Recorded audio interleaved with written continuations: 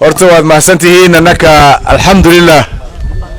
roobna waa soo socdaa waa arkaysiin soomo ilaahay noo keeno roob waxa waaye annaka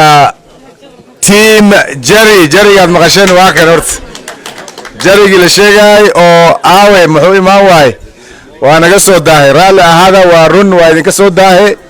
laakiin maanta waa kan waa imaanay cala intaan saacanay dad badan aa dhaheen lafaysa u saacanaysiin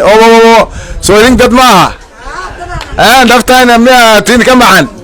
namna hiyo tumelala hapa jana usiku tumefurahi sana waxaa arki doontiina gabanayaasha kalena waa imaan doonaan waa saacan doonaan anaa jidu furneed saas oo ogaanaysiin alxamdulilah sheekan waa idin dheerayna annaka waa kura doonis aan socnaa annaka election baa la joogaa 2017 dad waa soo doorateen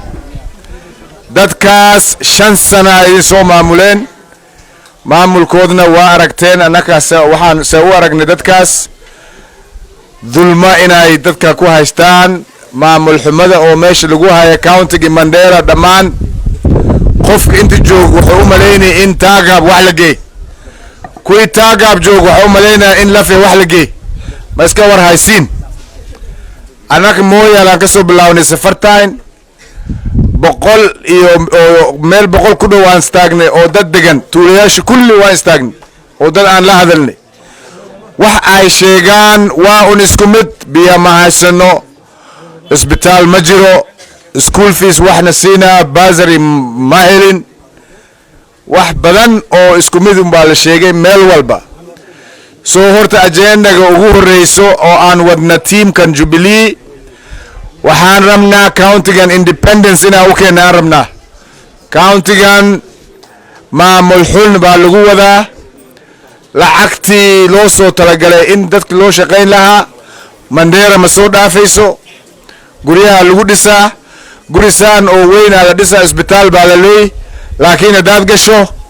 daawo ma jiro soomo biidhnillaahi teamkan jari aduu soo galo insha allah gabar lafe wax ma ku dhalayso inta ku dhalay doonta insha allah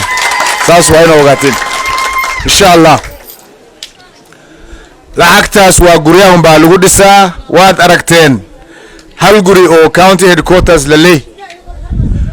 oo 290 milyan oo loo talagalay markii hore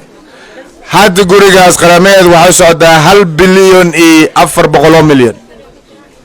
lacagtaasna waa wax isbitaalka lagu dhisi lahaa daawaha isbitaalka loo keeni lahaa basari caruus la siin lahaa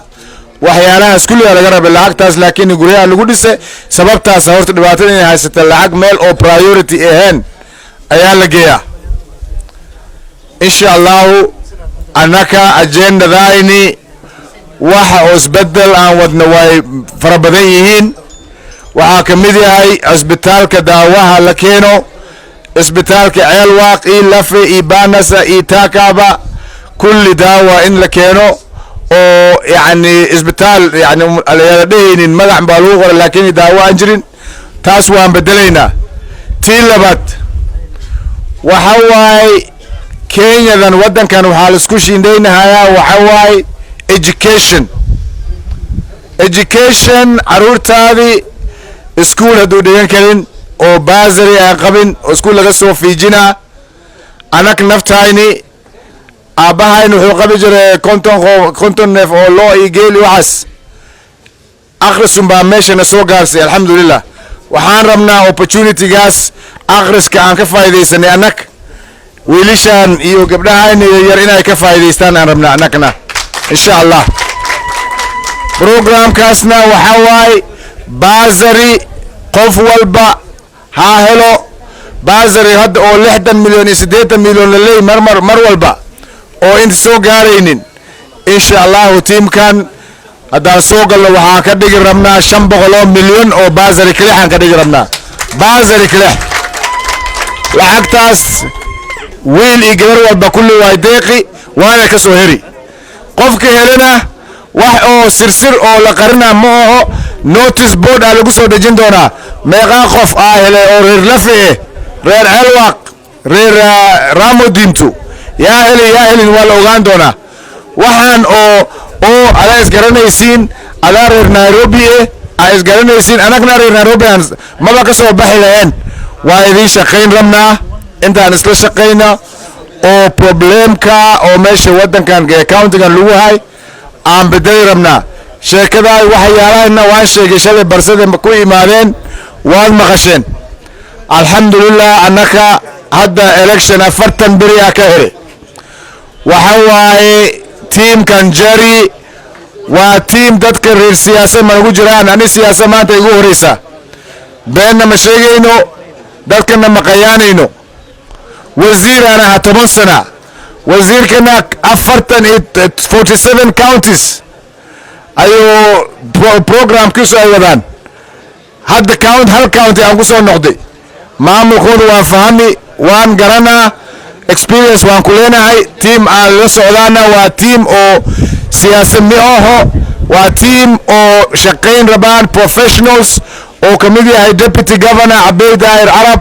oo United Nation usoo shaqayn jiray Abay Arab senator Chulu oo isbitaalaha iyo waxyaalahaas kulli ka soo shaqayn jiray county-ga Isiolo iyo gabadhaani Fatahiya Mahbub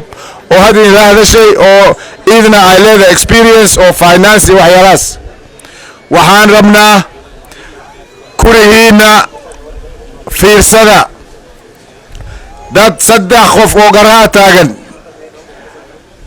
nin murane idin taagan governor deputy wajira laakiin governor ma jiro soomo saddex daayni wareysta yaa dad haya yaa la soo dhisi karaa yaa la jiraan Kona tribe dawladii yaa la jiraan garasho u badan yaa la jiraan hal wareysto wareysta kuri hal qabiil kale kura governor ma dhisi karo garra ahata murule ahata dawladii ahata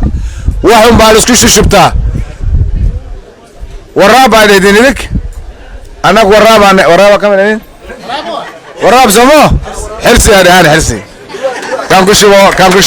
shubo saaso waay xirsigiina aan rabaa xirsi samo